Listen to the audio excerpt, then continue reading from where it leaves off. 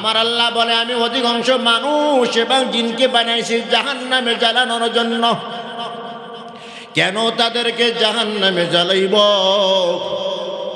আল্লাহ বলেন লাহুম কুলুবুন লা ইয়াফকাহুনা বিহা, আমি তাদেরকে কলব দিয়েছিলাম বিবেচনা করার জন্য, যাচাই বাছাই করার জন্য। ওয়ালাহুম আয়ুনুন লা ইবসিরুনা বিহা, আমি আল্লাহ চক্ষু দিয়েছিলাম ভালো জিনিস দেখার জন্য। ওয়ালাহুম আযানুন লা ইয়াসমাউনা বিহা, আমি আল্লাহ কান দিয়েছি ভালো কথা শোনার জন্য। চোখ দিলাম ভালো জিনিস দেখে নাই, গান বাজনা দেখেছে, উলঙ্গ নারী ডান্স দেখেছে। কান দিয়েছি ভালো কথা শোনার জন্য, কোরআন হাদিসের আলোচনা শোনার জন্য, কিন্তু কান ভালো কাজে ব্যবহার করে নাই। অলপ দিয়েছি কোনটা ভালো কোনটা মন্দ বাছাই করার জন্য বিবেচনা করে নাই। আমার আল্লাহ বলেন উলাইকা কাল আনআম, এরা হলো চারি পাওয়া জানোয়ারের মতো, এরা হলো গরুর মতো, এরা হলো ছাগলের মতো।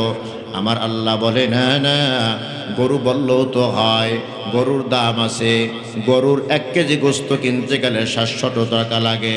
হ্যাঁ, ছাগলের তো দাম আছে, 1 কেজি গোস্ত কিনতে গেলে 1000 টাকা লাগে। না, গরু এবং ছাগলের মতো না, ওরা হলো গরু এবং ছাগলের চেয়েও নিকৃষ্ট। বালহুম আদাল, চারি পাওয়া জানোয়ারের ভিতরে ওরা নিকৃষ্ট। ওরা কুকুর এবং শুয়ার ও শিয়ালের মতো। জোরে নাউজুবিল্লাহ। এত সম্মানিত মানুষ, সব মাখলুকের ভিতরে দামি হলো মানুষ। কতক্ষণ ঠিক কিনা? ওয়ালাকাদ কাররামনা বানি আদম, আমার আল্লাহ বলে বনি আদমকে আমি সম্মানিত করিয়া বানাইছি। ওদেরকে আমি সম্মান দিয়েছি, জলে সম্মান দিয়েছি, স্থলে সম্মান দিয়েছি। ওয়ালাকাদ কাররামনা বানি আদম ওয়া হামালনাহুম ফিল বাররি ওয়াল বাহর ওয়া রাযাকনাহুম মিনাত তাইয়্যিবাত। আমি আল্লাহ মানুষকে সুন্দর গঠন দিয়ে বানাইছি। সুবহানাল্লাহ, জোরে কোন। মানুষটা যতই কালো হোক, চেহারা যতই খারাপ হোক, অন্যান্য জীব জানোয়ারের চেয়ে সুন্দর, কথা কান ঠিক কিনা? আমার আল্লাহ 1 নয় 2 নয় 4টা কসম খাইয়া বলে ওয়াত্তিন ওয়াজ্জাইতুন ওয়া তুরি সিনিন ওয়া হাযাল বালাদিল আমিন। 4টা কসম খাইয়া আমার আল্লাহ বলে লাকাদ খালাকনাল ইনসানা ফি আহসানি তাকওয়ীম। আমি আল্লাহ মানুষকে সুন্দর গঠন দিয়ে বানাই না। এই মানুষের বদ আখলাকের কারণে নিচে নামতে নামতে এতটা নিচে নেমে গেছে, জীব জানোয়ারের চেয়েও তাদের স্বভাব খারাপ হয়ে গেছে। জোরে কর নাউজুবিল্লাহ। ও মুসলমান ইমানদার, এমন একটা দেশ হয়তো বা আছে, মনে মনে ধৈরানি, এমন একটা দেশ আছে যেই দেশের ভিতরে নবীর আগমন ঘটে নাই। এমন একটা দেশ আছে যেইখানে তাবলিগে জামাতের দাওয়াতও পৌঁছে নাই। হয়তোবা এমন একটা দেশ আছে যেখানে আলেম ওলামাও নাই। বলেন ওই দেশের মানুষ দিন শিখবে কিভাবে? দিন শিখতে পারে নাই, তারা রোজা নামাজ করে নাই, আল্লাহর বিধান অনুযায়ী জীবনযাপন করি নাই। এখন এই দেশের মানুষগুলা জান্নাতি না জাহান্নামী? এই দেশের মানুষগুলো জাহান্নামী। কেন জাহান্নামী? আমার আল্লাহ বলে লাহুম কুলুবুন লা ইয়াফকাহুনা বিহা, কলব তো দিয়েছিলাম, যাচাই বাছাই করো নাই কেন? এই যে আমি আল্লাহ তোমাকে একটা আকল নামক মহাসম্পদ দিয়েছিলাম, এই আকলটা তুমি খাটাইয়া, লোহা যেই লোহা পানির ভিতরে ডুবে যায়, ওই লোহার পাত একটার সাথে একটা জোড়া লাগাইয়া বিশাল তুমি শিব বানাইছো। ওই শিপের ভিতরে আবার পুকুরও আছে, ওই শিপের ভিতরে আবার ফুটবল খেলার মাঠও আছে, ওই শিপের ভিতরে আবার রাডার মেশিনও আছে। এত বড় শক্তিশালী শিপ তুমি বানাই না, কি দিয়া বানাইছো? তোমাকে যে একটা আকল নামক মহাসম্পদ আমি দান করেছিলাম, ওই আকল নামক মহাসম্পদটা দিয়া তুমি এত বড় শিপ বানাইয়া সাগরের ভিতরে চালাইতেছো। হাজার হাজার টন ওজন তুমি উড়োজাহাজ বানাইয়া, প্লেন বানাইয়া, রকেট বানাইয়া আকাশের উপরে চালাইছো। যেই একটা প্লেনের ভিতরে হাজার হাজার যাত্রী নিয়া হাজার মাইল গতিতে তুমি প্লেনটা চালাইছো, কোন মেধা দিয়া?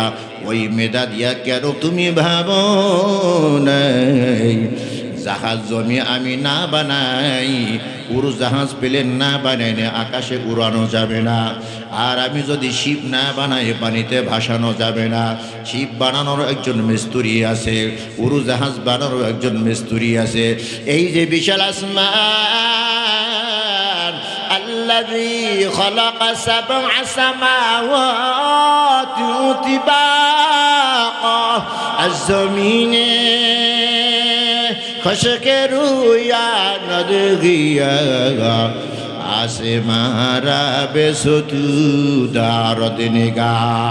এই যে একটা তাঁবু টানানো হলো, একটা প্যান্ডেল বানানো হলো, মাঝখানে 3 কাতার খুঁটি দেওয়া আছে, উপরে আবার আড়া দেওয়া আছে, চতুর্দিকে রশি দিয়া বাঁধ দেওয়া আছে, এরপরে তাঁবুটা স্থির হয়েছে। ওরে মুসলমান, ওই আকাশের দিকে তাকায় দেখো, 1 নয় 2 নয়, আমার আল্লাহ স্তরে স্তরে 7টা আসমান বানিয়েছে। 7টা আসমান যে বানিয়ে রাখলো, একটাও খুঁটি আসেনি। আছে আল্লাহ তাআলা এই 7টা আসমান বানাইলেন। তুমি কেন গবেষণা করো নাই, চিন্তা করো নাই যে এই আসমান বানানোওয়ালা একজন আছে কি নাই? আরো জোরে, এই জমিন বানানোওয়ালা একজন আছে কি নাই? গাছপালা তরুলতা একজন বানানোওয়ালা আছে কি নাই? তিনি কে? তিনি হলেন আমার আল্লাহ। তিনি কে? তিনি হলেন আমার আল্লাহ। এই মেধা দিয়া আল্লাহকে কেন খুঁজো নাই? মেধা দিয়া আল্লাহর পরিচয় কেন পাও নাই? এই জন্য ডান দিকের রাস্তা বন্ধ, বাম দিকের রাস্তায় যাও। ডান দিকের রাস্তা হলো জান্নাতের রাস্তা, বাম দিকের রাস্তা হলো জাহান্নামের রাস্তা। ডান দিকের রাস্তা বন্ধ হয়ে গেছে, তুমি বাম দিকের রাস্তা জাহান্নামে যাও। জোরে নাউজুবিল্লাহ। কত মানুষই তো মাইকের আওয়াজ শোনে কিন্তু আসতে পারে না। ওই যে মেধাটা খাটায় না, কি খাটায় না? মিতা খাটায় না। সপ্তাহব্যাপী এখানে তো মাহফিল হবে না। কত রাত তো টিভির সামনে নিয়ে কাটাইলাম, কত রাত খেলাধুলা দেখার জন্য কাটাইলাম। আল্লাহকে খুশি করার জন্য একটা রাত আমরা কষ্ট করতে পারি না। আমার আল্লাহ যদি প্রশ্ন করে, বান্দা 60-70 বছর একটা হায়াতের জিন্দিগি আমি দান করেছিলাম, কি এনেছো আমার জন্য? অন্তত একটা জবাব তো দেওয়া যাবে, আল্লাহ ওই ছোট বিনয়চর মাদ্রাসায় বছরে 2 বার মাহফিল হয়, 2টা রাত আমি তোমার জন্য কাটাইছি, তোমার খুশি করার জন্য। ওখানে খানা ছিল না, বিরিয়ানি ছিল না, ওখানে সিন্নি ছিল না, একমাত্র তোমাকে রাজি ও খুশি করার জন্য কাটাইছি। আমার আল্লাহ তো দয়ার সাগর। হতে পারে এই উসিলায় আল্লাহ আমাদেরকে মাফ করিয়া জান্নাতের মেহমান বানায় দিতে পারে কি পারে না? পারে। ওয়াত্তিনি ওয়াজ্জাইতুন ওয়া তুরি সিনিন ওয়া হাদাল বালাদিল আমিন। 4টা কসম খাইয়া বলে আমার আল্লাহ, মানুষদেরকে সুন্দর গঠন দিয়ে বানাইছি, কিন্তু মানুষ এত নিকৃষ্ট হয়ে গেছে। এখন মানুষের আখলাক এতটা খারাপ হয়ে গেছে, কুকুর আর শিয়াল এখন মানুষের সামনে হার মানে, ঠিক কিনা কর? আপনাদের সামনে ছোট একখানা সূরা, পরিচিত সূরা তেলাওয়াত করেছি, সূরাতুল আসর। কি নাম? সূরা আসর, ওয়াল আসরি সূরা। পারেন না সবাই? কোরআন শরীফ যে দেখিয়ে পড়তে পারে না, সেও সূরায় আসর মুখস্থ পারে। কেন? এ বেশিরভাগ সময় মাগরিবের নামাজ ইমাম সাহেবরা ছোট ছোট সূরা পড়ে। কথা কান ঠিক কিনা? ওয়াল আসর, সময়ের কসম। কিসের কসম? আরো জোরে কান। ওয়াল আসর, সময়ের কসম, যুগের কসম। আমার কোন কোন মুফাসসির বলেছেন আসরের নামাজের কসম। সময়ের কসম কেন খাইলেন? সময় বড় একটা দামি জিনিস। কি জিনিস? সময় একটা দামি জিনিস। এই দামি জিনিসের কারণে আল্লাহ তাআলা কসম খেয়েছেন। কি খেয়েছেন? কসম খেয়েছেন। দুনিয়া তো মানুষ কসম খায় কি খায় না? বলে বাবা তুই এই কাজটা করছো, না আব্বা আমি করি নাই। আবার বলে না তুই করেছো, না আমি করি নাই। তৃতীয়বার যখন বলে তুই করেছো, আব্বা আল্লাহর কসম আমি করি নাই, তখন বাবা ঠান্ডা হয়ে যায়। ঠিকই আমার সন্তান এই কাজটা করে নাই। কতক্ষণ ঠিক কিনা? কসমের দাম আছে কি নাই? গ্রামের ভিতরে মা বোনেরা তাদের কথার পাওয়ার বাড়ানোর জন্য, কথার ওয়েট বোঝানোর জন্য সন্তানের মাথায় হাত দিয়া কয়, আমার ছেলের মাথায় হাত দিয়া কইলাম, আমার ছেলের কসম, আমার মেয়ের কসম, যদি ওটা হারাম, কিন্তু মা তো বোঝে না। মা সন্তানের নামে কসম খায়, কারণ সন্তান মায়ের কাছে বড় দামি জিনিস। ঠিক কিনা কান? সময় আল্লাহর কাছে অনেক দামি জিনিস, আমাদের কাছে অনেক দামি জিনিস। কতক্ষণ ঠিক কিনা? এই সময়ের যে মূল্যায়ন করে, দুনিয়াতেও সে সফলতা অর্জন করতে পারে, আবার আখিরাতেও সফলতা অর্জন করতে পারে। দুনিয়ার লাইনে যে সময়কে মূল্যায়ন করে, সে দুনিয়াতে সফলতা অর্জন করতে পারে, আবার আখিরাতের লাইনেও যে সময়কে মূল্যায়ন করে, সে আখিরাতের লাইনে সফলতা অর্জন করতে পারে। কতক্ষণ ঠিক কিনা? দুই বন্ধু একসাথে বিদেশে পাড়ি জমাইছে। কি জন্য গেছে? বিদেশে গিয়া কামাই করবে, গাড়ি করবে, বাড়ি করবে, দোকানপাট করবে, জমি জমা কিনবে। দুই বন্ধু 5 বছরে কন্ট্রাক্ট ভিসা নিয়ে বিদেশের পাড়ি যায়। 5 বছর পর কন্ট্রাক্ট ভিসার মেয়াদ যখন শেষ হয়, দুই বন্ধুই বাড়িতে হাজির হয়ে গেল। এক বন্ধু তার জায়গা জমির অভাব নাই, দোকানপাটের অভাব নাই, সুন্দর একটা ঘরও বানাইছে। আর এক বন্ধু যেই ঋণ করিয়া বিদেশের বাড়ি গিয়েছে, ওই ঋণই সে শোধ করতে পারে নাই। বন্ধুরা আইসা ধমকায়, কিরে আব্দুর রহমান, গাড়ি বাড়ি সব কিছু করলো, ও আব্দুর রহিম তুমি কেন পারো না? আব্দুর রহিম বলে, কেন আমি পারি না? আমার অযোগ্যতা আমি বলবো না, যে পারছে তার কাছে যাও, আমার বন্ধুকে জিগাও কিভাবে সে এত কিছু করলো, একই দেশেই তো গেলাম। বন্ধু তখন জবাব দেয়, আব্দুর রহমান, করে ভাই, বিদেশের বাড়ি তো আমি থাকার জন্য যাই নাই, বিদেশের বাড়ি তো আমি আরাম আরামে কাটানোর জন্য যাই নাই। আমি বিদেশের বাড়ি গেছি কয়েকদিনের জন্য, কয়েক বছরের জন্য। ওখানে গিয়ে আমি টাকা পয়সা কামাইয়া দেশের ভিতরে একটা কিছু করব, ছেলে মেয়ে মা বাপ নিয়ে দেশের বাড়িতেই থাকবো। ওখানে গিয়ে আমার সময়কে খুব মূল্যায়ন করেছি। আমার ডিউটি ছিল 8 ঘন্টা, আরও ওভার ডিউটি করেছি 8 ঘন্টা। দৈনিক আমি 16 ঘন্টা মেহনত করেছি। এই 16 ঘন্টা মেহনত করার কারণে মূল টাকাও পেয়েছি, আবার ওভার ডিউটির টাকা পেয়েছি। ওই টাকা বাড়িতে পাঠাইছি। ওই টাকা দিয়ে আমার নামে জমি কেনা হয়েছে, আমার নামে দোকান কেনা হয়েছে, আমার জন্য সুন্দর একটা ঘর বানানো হয়েছে।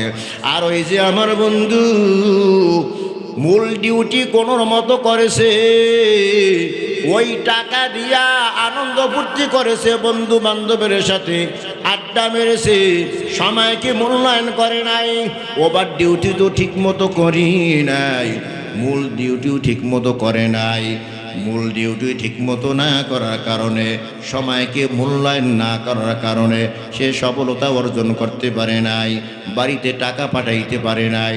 যেই ঋণ করিয়া সে বিদেশের বাড়ি গিয়েছিল সেই ঋণও পরিশোধ করতে পারে নাই। সময়ের মূল্যায়ন করার কারণে আব্দুর রহমান সফল কাম, আরে সময়ের অবমূল্যায়ন করার কারণে আব্দুর রহিম সফল কাম হতে পারে নাই। ঠিক কিনা কান? দুনিয়ার লাইনে যদি সময়ের মূল্যায়ন করে তো দুনিয়ার লাইনে সফলতা অর্জন করতে পারে।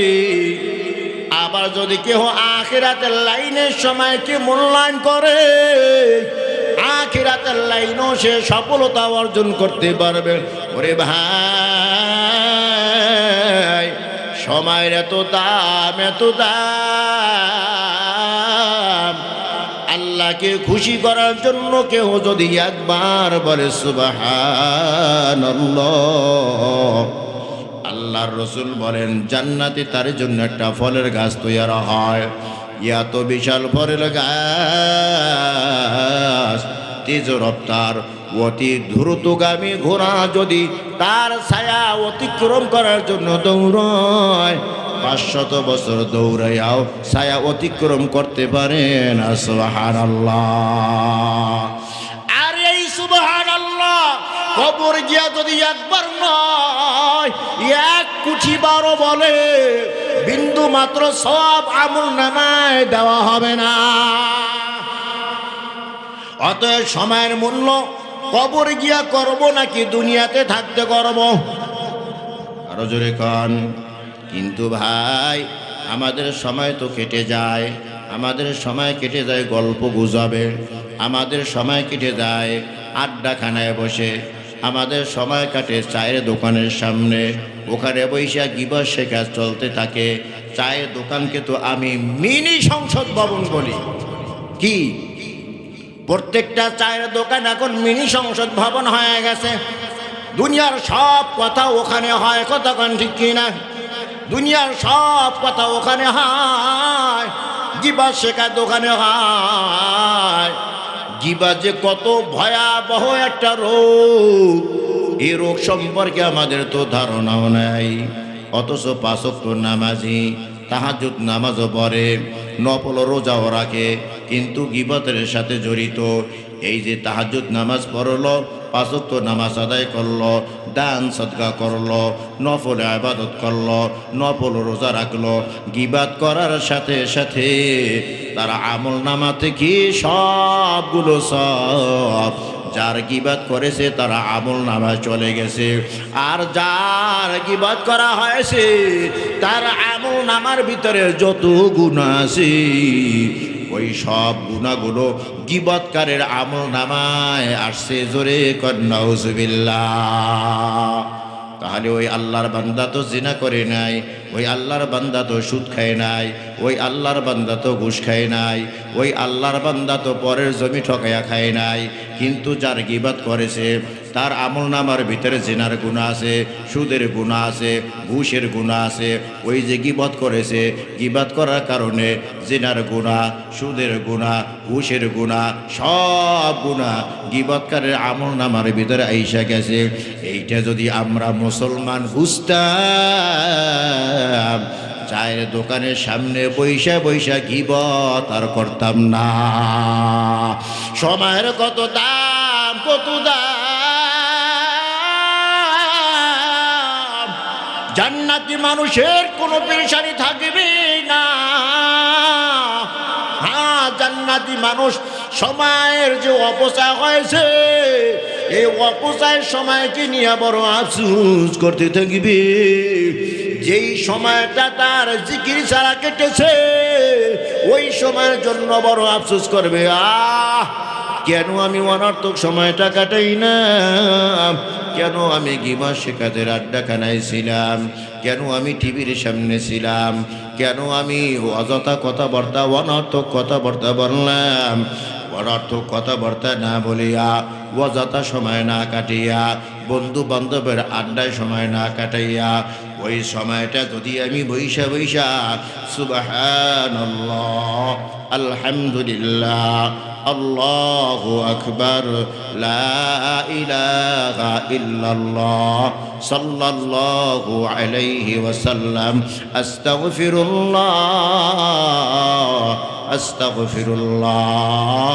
এই তাসবিহগুলো যদি পাঠ করতাম, আজ জান্নাতে আমি অনেক লাভবান হয়ে যাইতাম। এই কথা ভেবে ভেবে ওই জান্নাতি মানুষটাও আফসোস করতে থাকবে। সময়ের বড় দাম, এই জন্যই আল্লাহ তাআলা বলে ওয়াল আসর, সময়ের কসম। কসম খাওয়ার পর যেই কথাটা বলে ওই কথাটা বলো দামি কথা। কসম খাওয়ার পরে যেই কথাটা বলা হয় ওই কথাটা বড় দামি কথা। আল্লাহ তাআলা সময়ের কসম খেয়ে বলে ইন্নাল ইনসানা লাফি খুসর, নিশ্চয়ই সমস্ত মানুষ ক্ষতিগ্রস্ত, সব মানুষ ক্ষতিগ্রস্ত। দুনিয়ার ভিতরে যত মানুষ আছে সব মানুষ ক্ষতিগ্রস্ত। কথাটা কার? আল্লাহর। আল্লাহ কসম খেয়ে বলে নিশ্চয় অবশ্যই দুনিয়ার সব মানুষ ক্ষতিগ্রস্ত, ক্ষতির মধ্যে রয়েছে। তবে হ্যাঁ, ইল্লাল্লাযীনা আমানু, হ্যাঁ তারা নয়, আল্লাযীনা আমানু, যারা ঈমান এনেছে, ওয়া আমিলুস সালিহাত, যারা নেক আমল করেছে, ওয়া তাওয়াসাও, যারা পরস্পর উপদেশে, বিল হাক্কি, সত্যের, ওয়া তাওয়াসাও, যারা পরস্পর উপদেশ দিয়েছে, বিশ্ববরে, ধৈর্যের। এই চার শ্রেণীর মানুষ। এক নম্বরে হলো যারা ঈমান এনেছে, দুই নম্বরে হলো যারা নেক আমল করেছে, তিন নম্বর হলো যারা পরস্পর সত্যের উপদেশ দিয়েছে, চার নম্বর হলো যারা পরস্পরে সবরের উপদেশ দিয়েছে। এই চার শ্রেণীর মানুষ ছাড়া দুনিয়াতে যত মানুষ আছে সব মানুষ ক্ষতিগ্রস্ত। কার কথা রে ভাই? ওয়াল আসরি ইন্নাল ইনসানা লাফি খুসর, ওয়াল আসর, সময়ের কসম, ইন্নাল ইনসানা লাফি খুসর, নিশ্চয়ই দুনিয়ার সব মানুষ ক্ষতিগ্রস্ত। তবে চার প্রকার মানুষ ক্ষতিগ্রস্ত নয়।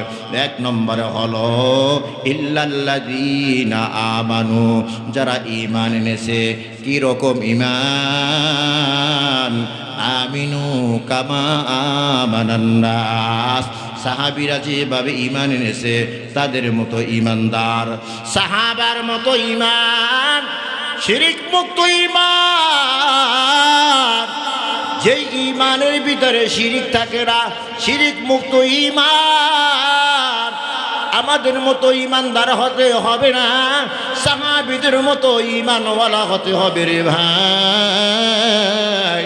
সাহাবীরা যেমনে ঈমান এনেছে তেমনে যদি ঈমান আনতে পারো, ওই ঈমান হলো শিরিক মুক্ত ঈমান। আমাদের ঈমান হলো শিরিক যুক্ত ঈমান। আল্লাহ যেই কাজ পারে মাখলুক সেইটা পারে, আমরা বিশ্বাস করি। সন্তান দেনেওয়ালা আল্লাহ। মাঝে মাঝে আমরা পীরের দরবারে দৌড়াই, মাজারে মাজারে দৌড়াই, এ বাবা একটা সন্তান দাও। সন্তান তো বাবাই দিতে পারে না, সন্তান দেনেওয়ালাকে। সন্তান দেনেওয়ালা হলো আল্লাহ। শিরিক মুক্ত ঈমান রাখতে হবে। আমাকে খাওয়ায় আমার আল্লাহ, আমাকে বাঁচাই রেখেছেন আমার আল্লাহ, আমাকে বিপদ মুক্ত রেখেছেন আমার আল্লাহ। সব কিছু করনেওয়ালা জাত একমাত্র আল্লাহ। এই কথাটা অন্তরের ভিতরে জায়গা দিতে হবে। ওরে ভাই, শিরিক মুক্ত ঈমান যদি না হয়, ওই ঈমান আল্লাহর দরবারে গ্রহণযোগ্য না। কতক্ষণ ঠিক কিনা? মুসা পয়গম্বর তুর পাহাড়ে যায় মাওলার সাথে কথা বলার জন্য। পথির মধ্যে দেখে এক আল্লাহর বান্দা মাটির ভিতরে দাঁড়িয়ে আছে। মাথা থেকে পা পর্যন্ত বল্লায় কামড়ায়। কিসে কামড়ায়? বল্লা চিনেননি? বল্লায় কামড়ায়। কিন্তু আল্লাহর বান্দার ভিতরে কোনো বিরক্তি ভাব নাই, আল্লাহর বান্দা হাসি মুখে জিকির করতেছে, লা ইলাহা ইল্লাল্লাহ, লা ইলাহা ইল্লাল্লাহ, লা ইলাহা ইল্লাল্লাহ, লা ইলাহা ইল্লাল্লাহ মুসা কালিমুল্লাহ। যেহেতু মুসা আলাইহিস সালামের উম্মত, মুসা পয়গম্বর আশ্চর্য হয়ে গেছে। তুর পাহাড়ে যাব পরে আল্লাহর ওলির সাথে সাক্ষাৎ আগে কইরানি, গিয়া সালাম দেয়, জিজ্ঞাসা করে আল্লাহর ওলি, হাসি মুখে যে তুমি জিকির করতেছো, কত বছর দাঁড়ায় তুমি এখানে জিকির করতেছো? আল্লাহর বান্দা জবাব দেয়, আমি এখানে দাঁড়াইয়া 400 বছর পর্যন্ত জিকির করতেছি। সুবহানাল্লাহ। কন এ আল্লাহর বান্দা, তোমার কি পেটের ভিতরে ক্ষুধা লাগে না? তোমার কি পায়খানার প্রয়োজন হয় না? প্রস্রাবের প্রয়োজন হয় না? তুমি এখানে দাঁড়িয়ে আছো? বলে হ্যাঁ, এখানে দাঁড়িয়ে দাঁড়াই আমি আল্লাহ তাআলার নামের জিকির করতেছি। কোথায় খাও? খানার ব্যবস্থা আমার আল্লাহ করে। কোথায় টয়লেটে যাও? আমার টয়লেট লাগে না। কোথায় প্রস্রাব করো? আমার প্রস্রাবও লাগে না। মুসা পয়গম্বর জিতু নবী সাহাজি বুঝে ফেলেছে, আল্লাহর বান্দা খায় পান করে, কিন্তু টয়লেটের প্রয়োজন হয় না। এ খানা তো দুনিয়ার খানা নয়। দুনিয়ার যত দামি খানা হোক, 24 ঘন্টার ভিতরে টয়লেটের ভিতরে যাইতে হয়। কতক্ষণ ঠিক কিনা? এতে যত দামি খানা হোক, যত দামি খানা হয়, তত তাড়াতাড়ি টয়লেটে যাইতে হয়। কতক্ষণ ঠিক কিনা? কিন্তু জান্নাতি খানা, এই খানার এত পাওয়ার, এত পাওয়ার। জান্নাতি খানা খাইলে পায়খানার ব্যাগ হয় না, প্রস্রাবের ব্যাগ হয় না, মুখের ভিতরে থুতু আসে না, কাশিও আসে না। জোরে আওয়াজ দিয়ে কোন সুবহানাল্লাহ। মুসা পয়গম্বর আশ্চর্য হয়ে গেলেন, 400 বছর পর্যন্ত তুমি জিকির করতেছো, তোমার কি ঘুম হয় না? বলে না না, আমারও ঘুম হয় না। কেন ঘুম হয় না? ওই যে জান্নাতি খাবার খায়, জান্নাতি খাবার খাইলে ঘুম হয় না। ওরে মুসলমান, তুমি ঘুমাও না? বলে না, আমি 24টা ঘন্টা দাঁড়াই আল্লাহর নামে জিকির করতেছি। আর এই যে বললে আমাকে কামড়ায়, আমার গোস্তগুলা ভাগ ভাগ করে ফেলতেছি, এই যে একটা ব্যথা, একটা যন্ত্রণা, এই কারণেও আমার ঘুম ধরে না। শুধু কি আমি মাওলার নামের জিকির করতেছি। জোরে কান সুবহানাল্লাহ। মুসা পয়গম্বর মনে মনে ভাবলেন, এ তো বড় আল্লাহর ওলি, যদি একটু খেদমত করতে পারে আল্লাহ তাআলা বড় খুশি হইব। ও আল্লাহর বান্দা, বড় তোমার মনের ভিতরে কোনো আশা আসেনি? বলে হ্যাঁ, আমার মনের ভিতরে 2টা আশা আছে। কয়টা আশা? আমার মনে 2টা আশা। 1 নম্বরে আশা, এই জমানার পয়গম্বরের নাম হলো মুসা কালিমুল্লাহ। ওই মুসা কালিমুল্লাহকে একটা নজর আমার দেখতে মনে চায়। আর 2 নম্বর আমার মনের আশা, আমার একটু ঠান্ডা পানি পান করতে মনে চায়। মুসা পয়গম্বর সাথে সাথে জবাব দিলেন, ওরে আল্লাহর ওলি, তোমার মনের 2টা আশাই এখনই পূরণ হতে যাচ্ছে। 1 নম্বর আশা, মুসা পয়গম্বরকে দেখবা। ও আল্লাহর ওলি, আমার দিকে তাকাইয়ে দেখো, আমি হইলাম সেই মুসা পয়গম্বর যাকে তুমি দেখতে চাও। আমাকে ভালো করিয়া দেখে নাও। 2 নম্বর, তুমি একটু ঠান্ডা পানি পান করবা। অল্প একটু আমাকে সময় দাও, একটু অপেক্ষা করো, আমি তোমার জন্য ঠান্ডা পানির ব্যবস্থা করতেছি। ওই পাহাড়ের পদতলে মুসা পয়গম্বর হাজির হয়ে গেছে পানি আনার জন্য। ঠান্ডা পানি নিয়ে যখন আল্লাহর ওলির সামনে আসে, আইসা দেখি আল্লাহর ওলি ওখানে দাঁড়ানো নেই। আল্লাহর ওলির মৃত্যু হয়ে গেছে, স্বাভাবিক মৃত্যু না, অস্বাভাবিক মৃত্যু হয়েছে। কেমন অস্বাভাবিক মৃত্যু? একটা হাত এখানে পড়ে আছে, আর একটা হাত ওখানে পড়ে আছে, একটা পা ওখানে আছে, আর একটা পা ওখানে আছে, এভাবে কল্লা সির আর এক জায়গায় আছে। হিংসু প্রাণী আইসা ওই আল্লাহর বান্দাকে সিরে ভিরা টুকরা টুকরা কইরা ফেলাইয়া দিছে। মুসা পয়গম্বর দৃশ্য দেখে আর সহ্য করতে পারলেন না।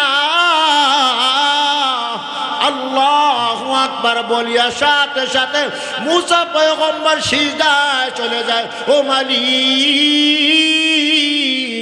24টা ঘন্টা যে আল্লাহর বান্দা তোমার নাম জপতে থাকে, তার মৃত্যু যদি এত ভয়ঙ্কর হয়, তার সাথে যদি এত খারাপ আচরণ হয়, না জানি নাফরমানের জানটা কত কষ্ট দিয়ে বের করা হয়, নাফরমান বান্দার সাথে জানি কেমন খারাপ আচরণ করা হয়, আল্লাহ বুঝতে পারলেন না।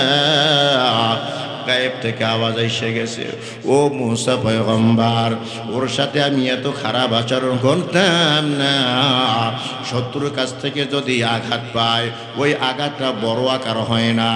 অন্তরঙ্গ বন্ধুর কাছ থেকে যদি সামান্য একটু আঘাত পায়, ওই আঘাতটা কলিজার ভিতরে অনেক বড় মনে হয়, ওই আঘাতের দ্বারা কষ্ট বেশি পায়।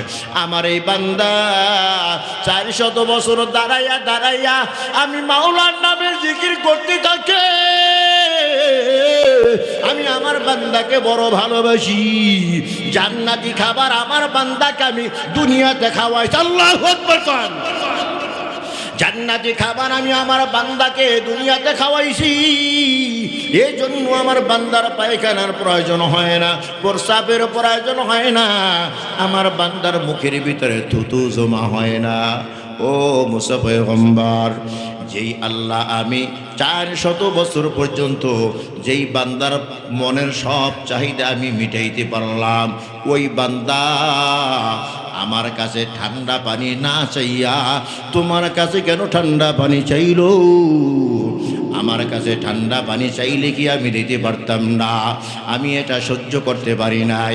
তোমার কাছে ঠান্ডা পানি চেয়েছে, এখান থেকে শিরকের গন্ধ আসে। কিসের গন্ধ আসে? এখান থেকে শিরকের গন্ধ আসে। আমার কাছে কেন চাইলো না? তোমার কাছে কেন চাইলো? এই জন্য আমি তার সাথে এমন আচরণ করছি। ওরে মুসলমান, আজ আমরা মাজারে মাজারে দৌড়াই, ব্যবসার উন্নতির জন্য পীরের দরবারে যাই আছি কি নাই? সন্তান হয় না, পীরের দরবারে যাই, মাজারে যাই। ওরে মুসলমান, কতটা খারাপ!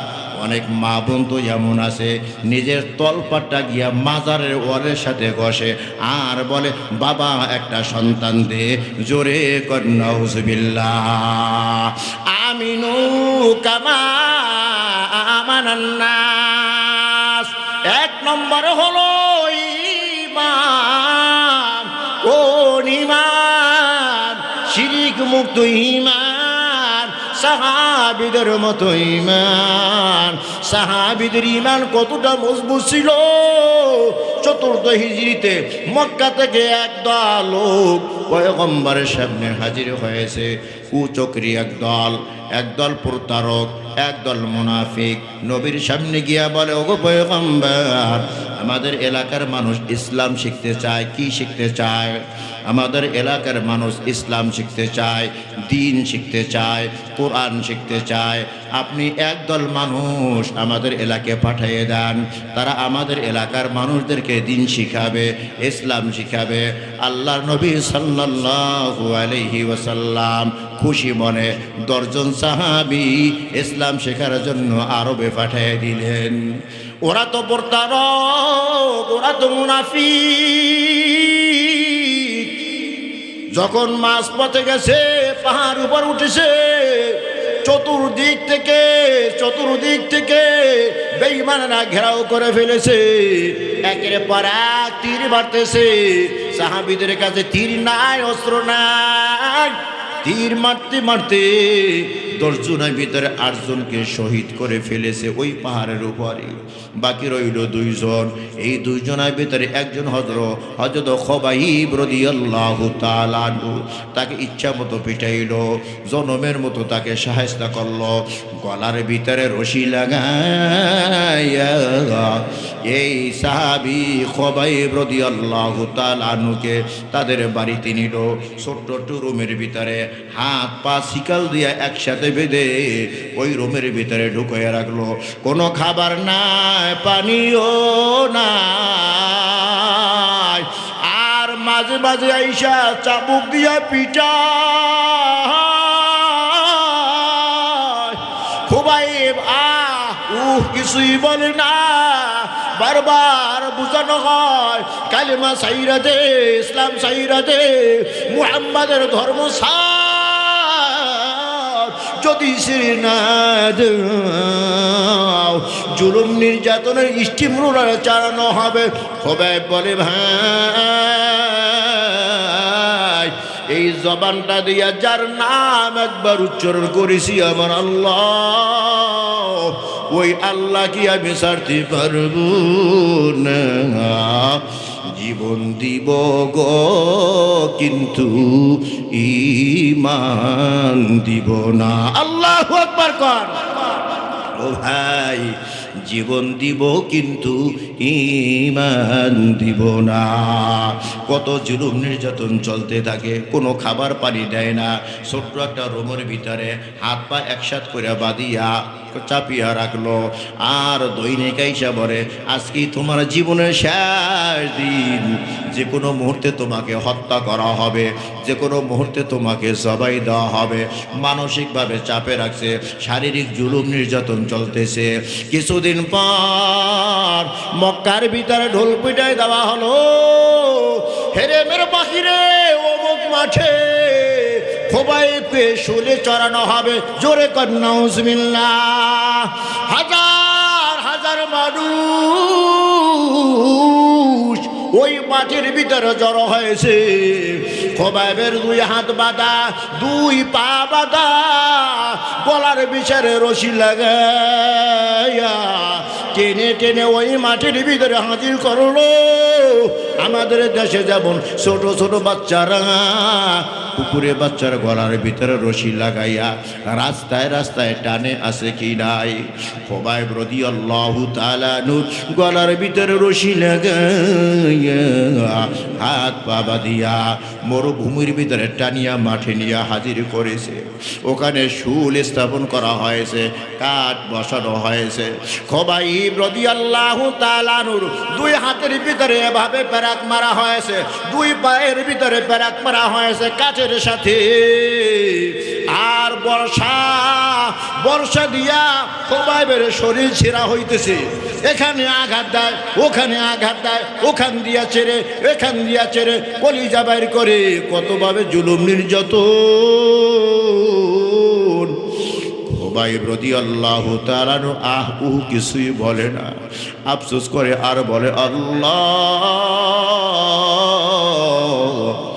আমি খুবাইবকে তুমি একটা জীবন কেন দিলা? আমি খুবাইবকে যদি তুমি 100টা জীবন দিতা, আল্লাহ আমি 100টা জীবনে তোমার রাস্তায় উৎসর্গ করিয়া দিতাম। জোরে কোন সুবহানাল্লাহ। খুবাইব রাদিয়াল্লাহু তাআলা আনহুর জুলুম নির্যাতনে স্টিম রোলার চলতেছে। দেহ থেকে রক্ত ঝরতে ঝরতে খুবাইব বড় দুর্বল। জবান থেকে এখন আর কথা বের হয় না, নিঃশ্বাস নিতেও কষ্ট হয়, রুহটা কিছুক্ষণের ভিতরে বের হয়ে যাবে। একের পর এক খুবাইবকে বর্ষা মারা হয়, চাবুক মারা হয়। এমন সময় একজনে ব্যঙ্গ কইরা বলল, এ খুবাইব তোমাকে যেই অবস্থায় রাখা হয়েছে, বলো তোমার নবী মুহাম্মদুর রাসূলুল্লাহকে যদি এই অবস্থায় রাখা হয় তুমি খুশি হইবানি? যদি তুমি বলো হ্যাঁ এই অবস্থায় তোমার নবীকে রাখতে চাও, যদি শুধু মুখে একটু স্বীকার করো তোমাকে খালাস দেওয়া হবে। যেই খুবাইব কথা বলতে পারে না, মাথা সোজা করে রাখতে পারে না, ডানে বামে পড়িয়া যায়, এই খুবাইব হুঙ্কার দিয়া বলে বেঈমানের দল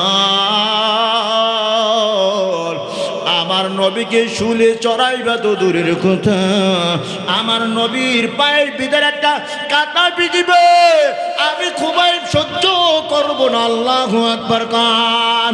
খুবাইবকে একের পর এক বর্ষা দিয়ে আঘাত করতেছে। খুবাইব দুনিয়া হতে বিদায় হয়ে গেছে, কালেমা সারিনা। অন্যান্য মুসলমানদেরকে ভয় দেখানোর জন্য খুবাইবকে শুলের ভিতরে চড়াইয়ে রাখলো, রাতে পাহারাদারি করে।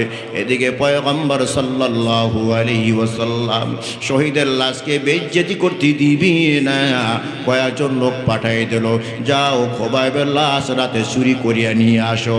সাহাবায়ে কেরাম হাজির হয়ে গেল, লাশ চুরি করলো। যখন লাশ নিয়ে মদিনায় রওনা হয়, মক্কার মানুষ জেনে ফেলল, তাদেরকে ধাওয়া করলো। সাহাবীরা খুবাইবের লাশ ফালাইয়াই নিজের জীবন বাঁচানোর জন্য দৌড়ে গেল।